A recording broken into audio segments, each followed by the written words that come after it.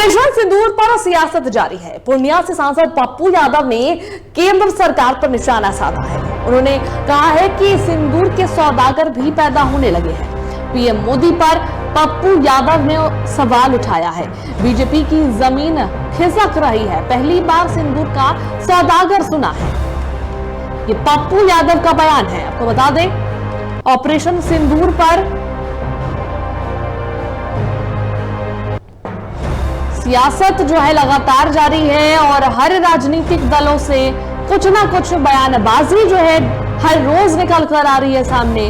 बता दें आपको कि अभी कुछ दिन पहले पीएम मोदी का एक कार्यक्रम था जहां पर उन्होंने ये बातें कही थी कि उनके रगों में खून नहीं सिंदूर दौड़ रहा है और इसी बात को लेकर अब सियासत चल रही है। ऑपरेशन सिंदूर पर पीएम मोदी ने ये बातें कही थी और इसे लेकर पूर्णिया के सांसद पप्पू यादव ने केंद्र सरकार पर निशाना साधते हुए कहा है कि सिंदूर के सौदागर भी पैदा होने लगे हैं। पप्पू यादव पीएम मोदी पर पप्पू यादव ने यह सवाल उठाया है, बीजेपी की जमीन खिसक रही है, पहली बार सिंदूर का सौदागर सुना है। तो ये बयान पप्पू यादव का है। तो क्या कुछ कहा है पप्पू यादव ने, आइए सुनाते हैं आपको। खिसकती हुई जमीन होगी और सिंदूर का सौदागर लोग बनेंगे तो रास्ता क्या है, समझते हैं? सिंदूर का सौदागर कहीं सुने आज तक दुनिया में? पहली बार हमको लगा कि सिंदूर के सौदागर हो गए हैं कुछ लोग। और जब अब तो कभी वर्कर से मिलते नहीं है, वर्कर तरस जाता है, वो कहते हैं वोट हमारे नाम पर है। वोट वर्कर के नाम पर मिलता है, किसी नेता के नाम पर वोट नहीं मिलता है। वर्कर सर्वोच्च है और जनता मालिक है, जनता भगवान है। इसीलिए समझ में आ गई जमीन, इसलिए कार्यालय तो जाएंगे ना। तो क्राइम तो बढ़ रहे हैं, लेकिन किसको मतलब है? क्या लेना देना किसी को है? कितनी सिंदूरें राजनीति चल रही है। और इस पर अधिक जानकारी के लिए हमारे संवाददाता राजीव जुड़ गए हैं, उनका रुख करेंगे।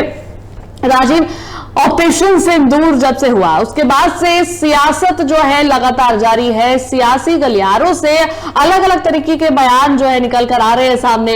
और आज पूर्णिया के सांसद पप्पू यादव ने केंद्र सरकार पर निशाना साधते हुए जो बात कही है पीएम नरेंद्र मोदी को लेकर, उन्होंने कहा है कि सिंदूर के सौदागर भी पैदा होने लगे हैं और इस तरीके की बयान उन्होंने दिए हैं। क्या कुछ पूरी बात थी?